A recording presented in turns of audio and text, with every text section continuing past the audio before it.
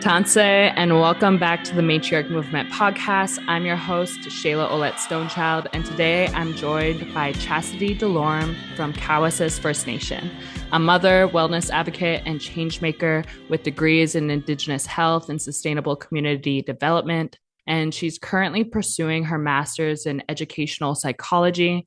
She's been recognized with awards like CBC's Future 40 Under 40 and the Queen Elizabeth Jubilee Award for her powerful community advocacy. I'm so excited to dive into this conversation on healing, leadership, and what truth and reconciliation can look like in action. Thank you so much, Chasity, for being here. If you just want to introduce yourself and where you're from, hi.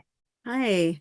Thank you so much for inviting me onto your podcast, Shayla. It's truly an honor, and I love every opportunity I have to use a positive platform to, share good messages of mental health and cultural revitalization.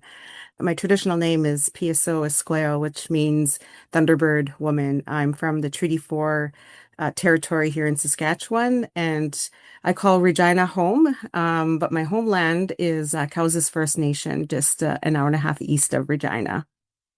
Could you share a bit about your journey growing up in Cowessess First Nation? The first 5 years of my life was definitely on Cowessess from birth to grade 5, and I believe that my parents chose to move to the city for more opportunities to have better employment and raise us, I guess, in an urban setting. So my entire life has been basically being an urban Aboriginal, but I definitely grew up traveling back and forth. But it did create a lot of, I guess, confusion and inner struggle. Yeah, no, I think a lot of people can relate to that. Me specifically, I grew up in Medicine Hat, Alberta. I didn't grow up in my nation. And actually, a lot of my family members moved off the reserve just for employment and for education. So Mhm. thank you for sharing that part. I can relate to it. I'm curious where your journey into wellness really began then, because you have sought Indigenous ways of healing through your education and through the work that you do. But I'm really wondering, like, where was that turning point for you? Where did it become clear that you wanted to give back through wellness? When I decided to seek post-secondary education again as an adult, honestly.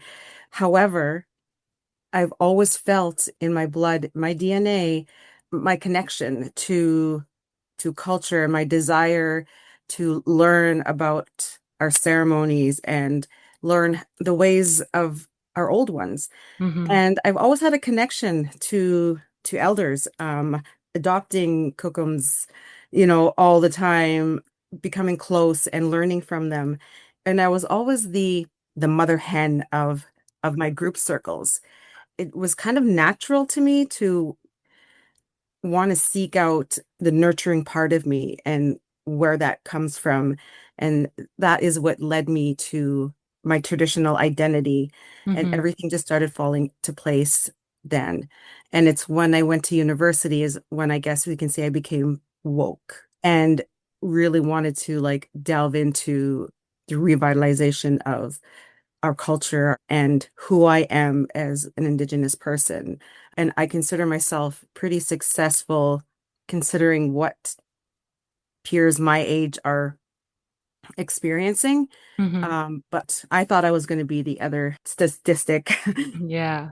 not where I am now. And when you say like Indigenous ways of healing and traditional ways, what does that mean to you? Like, how would you define that? Well, really, it's immersing myself in, my Nehiyao ways of life. Mm-hmm. And it means healing the ways that our ancestors did. Mm-hmm. And as I discover more through my own community learning and my academics, what I'm realizing is that the Western world has really capitalized on our Indigenous methodologies, our Indigenous traditional, our medicine practices, and have claimed it as their own. Right.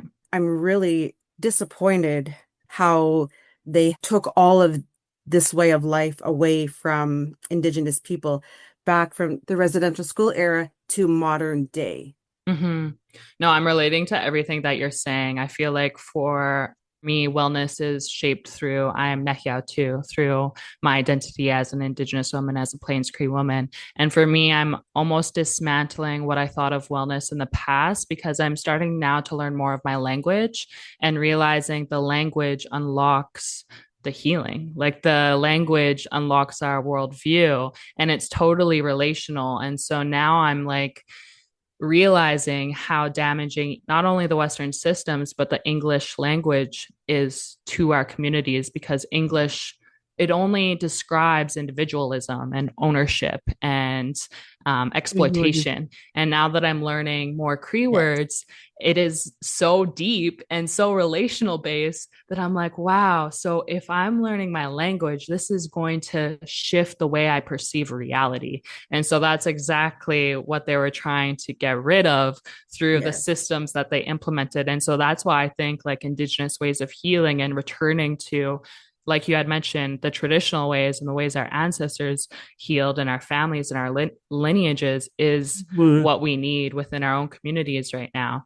And I'm wondering for the people, the listeners out there, because there's a lot of Indigenous youth and women that listen to this podcast. And maybe some of them are just starting on their healing journey and they're feeling maybe a little bit overwhelmed by like the Western ways, our ways. What Mhm. would your advice be for them? Well, I'm very close to being done my master's in education psychology, and what I've learned through studying adverse childhood experiences, and where I want to be as a certified therapist, mental health therapist. My advice would be, before any real deep healing begins, the very first thing that has to be done is coming to terms with what your trauma may have been. Mm, What was that? Was it the physical abuse? Was it neglect? Were you taken from your parents? Did your parents spend, a majority of your life in jail? Did you experience malnutrition? mm, We really have to identify what that is first. And that part will be the foundation of moving forward in healing because you have to be able to acknowledge what the trauma was right. and then acknowledge how was it put onto you. So was it from a parent? Was it a foster parent? And even though it was someone that was close to you and you were supposed to trust, there has to be some type of healing in that relationship. Doesn't mean you have to talk to that person again. It means the healing within yourself Mm, and accept what you have been through as from here on in, I'm going to now grow from it. And once you've learned that, what starts happening is your body starts slowing down that cortisol, that anxious, the flight or fight. mm-hmm, So the more of those accepting and those healing steps that you've taken, then you can start on the coping, recognizing what the triggers may be. Is it mm, going to Walmart because that's where you last saw Cookum? Is it going to a certain First Nation because that's where something bad happened? Doesn't mean you can never go back to those spaces. It just means preparing yourself mm, because you don't have to live there. I think that would be the biggest advice that I would give any youth is not to live in your trauma or your experience and not to use that as a reason to not move forward with power and with strength. Anything that we've gone through, use that sort of method to handle future situations. The idea is lowering our cortisol levels mm-hmm, when we're always in flight or fight, and if we're always exposing ourselves to crisis and to trauma, and we never allow ourselves a break, our cortisol, our stress hormone, doesn't know how to stop. mm-hmm. And that's where the poison actually affects our biological part of our body and our mental health. Chastity, I love that because oftentimes I think, even for me, I have never wanted to reflect on maybe the trauma that's happened to me. I've always wanted to just kind of push it in the closet and never look at it again and pretend it's not there. But then not realizing that through that process, I'm carrying maybe resentment or anger or bitterness towards that person or that situation. And then it ends up making me not trust other people and makes me maybe not Yes. feel safe in situations. And so Yes. love that you're like, first, just identify it, accept it, come to a place of Mhm. acceptance. And then I think for me, I've used anger in the past as a catalyst to becoming empowered. I was like, oh, I'm so angry at this person that I'm going to show them completely something different. And then I became Yes. like the thing that they never thought I was going to do, or I did the thing that they didn't Right? believe I could do. And it was really empowering for me to be like, oh, wow, I can use these emotions. And so I think that's the beauty of our emotions too, is I'm learning Hmm. not to be scared of anger, but to, it's just like a Yeah. close friend. So I love Yes. that you kind of simplify it a little bit. Hmm. Well, and the other approach to that is I'm also just finishing my certificate in being what we call an ancestral healing practitioner. Mm, Now, it doesn't mean that we're asking our ancestors to come or we're talking to our ancestors. It does, but it doesn't. hmm There is a spiritual parallel that can be drawn. However, what it means is if your trauma came from generations back, hmm there's a very good chance that your DNA has come through your matriarchal side, for example, and your great grandmother experienced trauma that can be passed on. hmm And and you may not know when you're in a room with a particular type of male and you feel triggered and you don't know why. Right. Right? So in my upcoming practice, I will delve into, talking a little bit about history. What do you know about your parents and your grandparents and what they may have gone through? And so acknowledging that and bringing peace to your generations before can Right. absolutely help your current situation and some of those triggers that may be in existence. Mm. With that being said, that totally draws parallels to intergenerational trauma. Right. So you're almost, yeah, because most of the time we know what intergenerational trauma is, but then what is on the other side of that? Like, what does intergenerational healing actually look like? And so you're saying getting curious about your lineage and your Hmm. grandmothers and your great grandmothers. What if you don't Hmm. know? Maybe, like, for instance, my dad's no longer here. So, Hmm. like, in that case, if I can't ask someone, then what would I do? This is where really deep prayer can come in and Mm, meditation. hmm And because he's still a spirit among us, hmm and you are still his DNA. Right. And talking to him regularly and saying, I don't know where this is coming from, but I have a feeling it might be from what you experienced. You talk to them and you say things like, I love you. hmm I accept you for what you've gone through. It was not your fault. Putting those out into the universe is exactly the things that you should do when you don't know. Right. And praying directly to that lineage or to that person because it sets the tone with inside yourself as well because you know that you've done what you need to do to help him rest.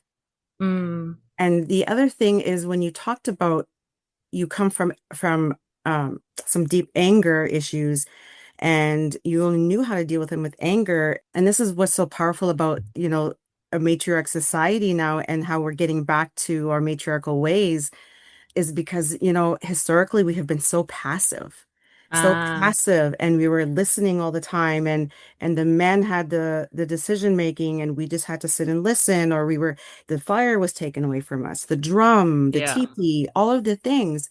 There is actual research that shows women that don't address their frustration, or their anger, or their sadness, if they don't address it openly and verbally through either communication with a spouse or a relationship or through therapy, that their chances of getting basically any type of cancer is more prevalent. hmm So that cortisol stays in your body. It lives, and so that's why cortisol detoxes are so important because cortisol is really poison for your hormones, the hormones that you need to have better health.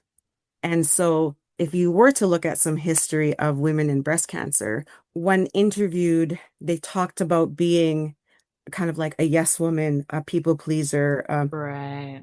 So the women that are making sure that everybody's okay, you're okay, you're okay, and overexerting herself to make sure everybody's okay and not taking care of herself. And oh my God, she's such an amazing person. She takes care of everybody. Those are the ones that end up sick Yeah. Yeah. because they're not taking care of themselves and their own emotional well-being. And those ones that cater to perhaps a male or female relationship that has, control and aggression, and that person is not allowed to speak out or share her emotions through crying or anger, that is actually physically unhealthy. And our old people taught us that. Mm. And when I think about it now, and this is why I'm excited about my academic future, because I remember my mom and my cookum, you know, shouldn't be in that relationship. You're going to get the baby sick. You Right. shouldn't be watching scary movies. You're going to upset the baby. And now that I know what I know, oh my God, like so important to be in a healthy frame of mind, because if we're always in crisis or we haven't healed from intergenerational trauma, our body is producing cortisol every single day. Yeah. And that cortisol is detrimental to the nerve growth of our children, of our child in utero. Yeah, I could have used this conversation like maybe 2 years ago. I'm just getting out of probably a year of burnout where I was a people pleaser for literally like 3 years. And I know a lot of my close friends too can probably relate to this conversation of constantly giving and maybe lacking boundaries. And also, I do have to say, though, if I'm being honest, it's almost like a part of me was addicted to the cortisol because it was like what was sustaining my life for the longest time. And so I was finding ways to ignite it through coffee or through caffeine. That's dopamine. That's your dopamine Yeah, rush. That's what you need. And if you don't find your healthy dopamine outlet, that's where coffee moves to energy drinks exactly. to drugs, and then drugs moves to I was my own experiment and I didn't even know.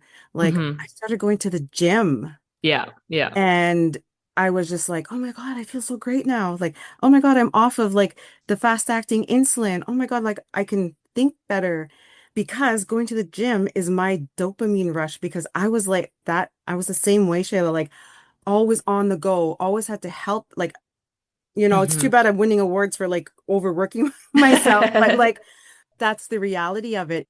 When I'm sitting at home, I'm addicted to that dopamine rush, Shayla. Like I get it. Yeah. Well, luckily, I'm not drinking as much caffeine anymore, and I've returned Yeah. back to the practices that were anchoring me. And so, hearing you talk about the cortisol levels and Hmm. coming back into like homeostasis, I really found that in my early 20s through yoga, and yoga and meditation played a big role in my healing journey. And I Yes. didn't realize it at the time, but I think that's what it was doing is it was lowering my cortisol Oh, levels I'm going to tell completely. you clinically, 100%. That's exactly what it was doing. And you know what happens when your cortisol lowers? Because cortisol is the killer of all of the good hormones, our oxytocin hormone, our Right. dopamine, our serotonin.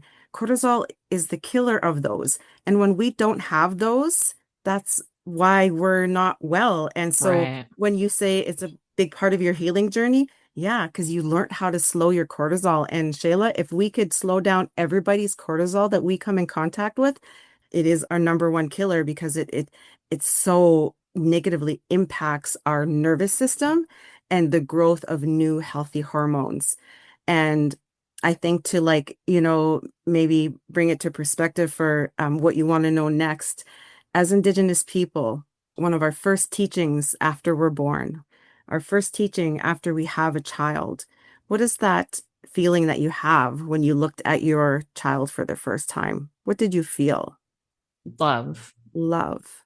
You felt love. And that is our first teaching as Indigenous people. When you Google the word oxytocin, Mm-hmm. It'll actually say oxytocin is also known as the love hormone. Right. And the love hormone, oxytocin, when we're born, when we go into labor, our body gives us like tremendous amount of oxytocin to deliver that's why oxytocin is part of the drip. Pitocin, I think they call it. Our bodies give us a burst of oxytocin. The baby's born, the baby's put on our chest, and a burst of oxytocin is given to that baby, the love hormone. And that love hormone is what starts the production of the nervous system. Ah. And so the first hormone that we need, the most important hormone that we need is the oxytocin, the love hormone, because it's the hormone that will help heal all of our ailments within our body. This was given to us. That love teaching, we knew that the love teaching was the most important for optimum mental health and physical health. So however you can love your parents, your child, your siblings, your dogs, wherever you can get the most amount of oxytocin, you are going to start healing. So oxytocin and lowering cortisol. So less cortisol, more love, right? And Mm. and cortisol is the stress hormone. But what we know it as Indigenous people is trauma, Right. right? So less and more. And I think you found the way to love yourself, right? Through the Mm-hmm. yoga and the Mm-hmm. meditation, because when you do that, and the research that I've learned is that meditation is one of the number one ways to slow down your cortisol. Mm-hmm. And so that's why it's been such an amazing part of your own healing journey. It has. And I'm so excited for you, and I'm so excited for you to be able to share that with other people. And as soon as I'm done this master's degree, Shayla, I want to be out there sharing this. I feel like that's part of my role as a matriarch in society, is to bring back that very simple teaching. Mm-hmm. And that's what it is too, I think, is sometimes we get lost in feeling overwhelmed of like so many things to do for our healing. But what I've learned is it is really found in the simplicity of things. And I love that you're tying it back to love and sagituin and just coming back to what we've already known and what we already Mm, have too as Indigenous people. I think that's what we have to remember too, is that it's already inherent within us. It's already in our bloodline. It's already in our DNA.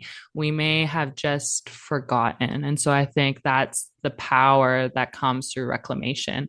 When you think of Indigenous healing and Indigenous futurism, what do you hope to see for the future of our people? The one thing that I was talking about with my partner last night, and may not have to do with like futurism per se, but we were talking about reconciliation and how I get bothered by crown organizations or big sports teams. I'm glad that they're acknowledging truth and reconciliation, but like coloring one seat orange in a huge stadium True. is not reconciliation. I feel like they make billions of dollars, send $100,000 to a northern nation that needs Mm, ceremony, send 100,000 or 500,000 to a community that wants to create immersion classrooms. hmm Um, Send all this money to communities so that they can bring back culture, hmm bring back ceremony, bring back language. Our modern day world and our urban society is taking reconciliation in the wrong direction. Yeah. And so are some of our own upcoming Indigenous leaders. Mm, They seem to be capitalizing on reconciliation mm, when some of our young TRC endorsers haven't even been to, ceremony or yeah. so to me, that's problematic. And where I see, like, in the future is I see more women for hmm sure taking back their roles and their responsibilities and bringing back the ceremonial land-based knowledge that we hmm need to be the sovereign people that we desire to be. We're never going to go back to our old ways. We're never going to go back to living in the teepees. but there's still way too much colonial constructs that create barriers Mm-hmm. that prevent very important changes to be made. So there's a lot of work to be done still. Mm-hmm. And I love Indigenous Peoples Day. Don't get me wrong. I think it's great, but it's not a day to put your name on, like your logo on a bunch of things and say that Right. you're acknowledging or naming more buildings. It's giving back the language, giving back the culture, giving back the teachings. What are you doing as an organization to give back the teachings? Mm-hmm. Not finding your token Indian and highlighting them. And I've adjudicated for a lot of community funding agents, and I'm really happy to see that there are a lot more northern communities applying for money. Mm-hmm. A lot more cultural, like actual, where they're learning how to make gauntlets. Mm-hmm. They're learning how to fish. They're learning how to hunt. Mm-hmm. Whereas before, it's like, let's make a dream catcher, Right. So done with that kind of stuff. Yeah, no, I know what you're saying. Not getting lost in the performance of things and looking for the longevity. And I think coming back to, well, returning to relationship, really. And it also reminds me when you're talking a little bit about how colonization has infiltrated the psyche of, even Indigenous people. But there's also the spirit of, is it the Wendigo, where it's like the Yeah, spirit where you uncanny. get greed and you get full of yourself basically, and it's just greed, and it's like a never ending spirit that you can't, it's always hungry. And so I feel like maybe that's even what we have to dismantle with even our own communities, is that Mm-hmm. spirit within ourselves. Mm-hmm. Yeah, and I also just Yes. think of the way colonization like thrives off of you becoming the colonizer yourself, and so it's also just like taking yourself off Mm. that pedestal and All coming back all to the the time. circle. Mm-hmm. Yeah, Yeah. 100%. I'm very private when it comes to my ceremonial part of me. I might, say a word or two, on my social medias, because I don't believe that social media platform is the space to be sharing with everybody when you went to Sundance, or Right. when pierced or went to this ceremony or that, because it opens up spiritual realms that you don't want Mm-hmm. in your energy. And protecting that is really important. And that would be another thing that I would share with young adults that are, just starting on their healing journey of perhaps spirituality is keep it to yourself. Mm-hmm. Protect your spirit by keeping it to yourself. Mm. Because when you share it openly, not only are you opening realms of potential spiritual negativity, but you're also opening yourself up to potential criticism. Mm-hmm. And you don't want that if you're feeling good about your journey, because you should never have to defend yourself of what you choose to do, how you choose to do it, and when. Mm-hmm. And so protecting your own spirituality is so, so important. And if people come to me and ask, then I share. I will say I'm very culturally inclined. I teach powwow, I dance, go to pipe ceremony, like, the basic conversation. But when it comes to that in-depth spiritual healing, protect that. Yeah. I Yeah. think that's a good reminder, because even when I was beginning my spiritual journey, there was a moment there where I felt like I needed to share everything with the world. And Yeah. then I realized that the spirituality that I have now comes more from a place of an integrity and embodiment of the teachings, that I don't need to go and tell everyone about it. It's just who I am, and it's how I just behave in the world. And Yeah. so I think that's the beauty of being on your healing journey, is you find these different teachings and these different lessons depending on how far along you are in your journey and what you're returning back to. Yeah. Throughout this conversation, we've touched on matriarchy, and this is the Matriarch Movement podcast. I'm curious, in your own words, how would you define the word matriarch? What does that mean to you?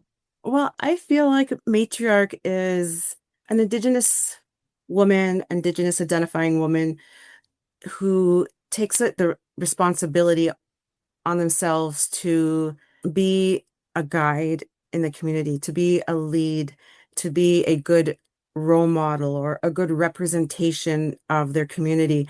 Also, a matriarch is someone who will protect their community and protect the members of their community at high costs at times, someone who will speak up for the community when others can't, and also someone that is respected for a healthy, holistic life that they live. It's not as high as like obviously being called an elder, but it's almost the same because all of a sudden people are calling you a matriarch in the community. And that is Mhm. something that has been identified by others, not by yourself. I don't ever go around saying, well, I'm a matriarch back home. Like, never will I ever do that. But when you have amazing opportunities and people introduce you that way, that is humbling. And that is like, I'm grateful for those times that have happened. What I often think of too is like when I'm trying to make a decision, I'm like, is this being of service to other people or is this Hmm. just for me? And I think that helps me decide. We've had a little bit of Yes. Cree throughout this conversation. We talked Yeah. about love, Sagituin, we talked about matriarchy. I'm curious if there's a word that you're currently anchored in, there's or a teaching that's kind of guiding you through this cycle of life that you're currently in. Hmm. Well, I'm definitely learning proper ways to be grateful using the word nanaskamin or kinanaskamitin, like instead of saying miigwech, because that's what I always knew. And that's, that's Soto. And I am both. I am both Soto and I'm Cree. And learning how to identify when people say good morning, it's Waniska, like Waniska. It means actually means the sun is rising. Like when you Mm, talked about like our words are so healing, right? So I'm bringing some of these words back to life. mhm, Kinanaskamitin, nanaskamun, mio kisakao, mio pamatsuin, like mhm, and normalizing them. So any word that we talked about today, I use often now because I want to start normalizing our language. And when I see our language being used, I'm always like, okay, I'm going to check my Cree book. I'm going to call my cousin who speaks Cree and he's younger. He's like one of the youngest Delorme cousins. And he went through university, never spoke Cree in his life, wasn't taught it, went to university, graduated, and he's a fluent Cree speaker now. He's Wow. 26-ish. What's his name actually? He might be. Darian Ajkudi. Okay. I'm in a Cree class right now and they have some guest teachers on, but I thought I maybe saw a Delorme in there, but maybe not. Yeah, he will go by Darian Ajkudi is what he'll Okay. go by, but he is like he's from my Delorme family. So it's possible. And my cookum taught me, my adopted cookum said she lost her language due to residential school. She never thought she would ever have it back. And she went to her elder one time crying and saying, I want to learn my language. I want to get it back. It was beaten out of me. And that old man, she said, all he told me was to pray. Pray Mm, to the language spirit. Just keep praying that it will come back. And she speaks fluent again, like, wow. and she has been for many years. And she said, because it was living in me, I just had to wake it up. And I believe that is everything about us. We just have to wake it up. It sounds like you're a lot on the same journey as I am when it comes to, language and our own self-identity. And, I completed my first long fast 2 weeks ago. I did attend Sundance and I did fast for 23 hours Hmm. with no food or water, preparing for my ultimate Sundance for the next 2 years. Hmm. And like, oh my God, like if I'm diabetic, I fasted for 23 hours. I stay off even like, of course, I stayed off social media. I communicated with my one female support, my adopted sister, my ceremony sister. But I was true to my healing. And holy man, like after I was done, I was so empowered. I really didn't believe in myself. But as time went on, I'm like, no, one more hour. No, one more hour. I can do one more hour. I can, Yeah. And now the crazy thing is because of that, so now like I said, I go to the gym a lot and it's been a huge part of my healing journey. My trainer came up to me today and it's like, so I guess you registered for Hell Week, didn't you? And I was like, what? And I was like, who registered? Well, your name is on there. I'm like, no, it's not, Tony. It's not on there. By the time I was leaving, they convinced me to sign up for Hell Week. So that's like 5 days of extraordinary physical training. Oh my gosh. And my method to my madness is if I could spiritually fast for 23 hours, I can do this for my body as well. So wish me luck. I love that. It starts the 14th to the 18th of July. So Oh my gosh, congratulations. That's yeah. amazing. And yeah, after fasting, this was my second year fasting. Hmm. You just realize how powerful you are. And you also realize sometimes the power of your own mind. Because I realized at some point in my fast, even the thoughts I was thinking were feeding me. And so it was Yes. like, am I going to feed myself doubt and worry? Or am I going to feed myself like good thoughts and good intentions and keep praying? And I think it makes you stronger, not only physically, mentally, emotionally, but spiritually. And that's what roots you. And then you realize, like, if I can do this, I can do anything. So I think you'll be amazing during Hell Week. Yeah. Yeah, I'm really excited. I'm excited to do that. The one thing, if I had to share, like also from a mental health perspective when it comes to exercise, Mhm. is that when we actually move our muscles to that extent, when we're exercising our muscles, we're actually giving off a type of hormone. They call it the hope hormone, which is the good hormones that we need for our mental health. Mhm. And so it's actually, secreted into our bodies when we're physically exercising our muscles. So that's another reason why people say, go for a walk. You'll feel so Right. much better because it's true. Mhm. Because there's actually something biologically happening in your body when you're Mm. doing that. It's not just the fact that it's the fresh air, it's all of the things of slowing your cortisol level down, allowing for the good hormones to rebuild and pushing out that hope hormone, and then going home and giving your daughter, your puppy, your love of your life a great big hug. What a beautiful moment, like once you really understand what you've done for yourself. Yeah, and what's happening. Hmm. I love that. And I love how Indigenous people, we have all the holistic frameworks that we need for our healing. It's just about returning to it and also speaking life to it. So thank you so much, Yes. Chastity, for sharing your story, a bit of your story, also your teachings and everything that you've learned. Where can people support you or find you if they want to keep up with you? Mostly I'm on Facebook, Chazzy Danielle. My page is a Meta certified page, so it's safe to be there. Chazzy Danielle as well on Instagram. I share a lot of my information there. And soon there will be a website that promotes mental health, cultural connection. It supports positive allyship, and it'll also have information on, bringing me out to workshops, presentations, doing speaking. My mental health practice is going to be focused on children and youth and adverse childhood experiences and how we can help heal, cope, and retrain our brain. Yeah, Facebook is the best way to find me and reach out to me. You heard her. Follow her on Facebook.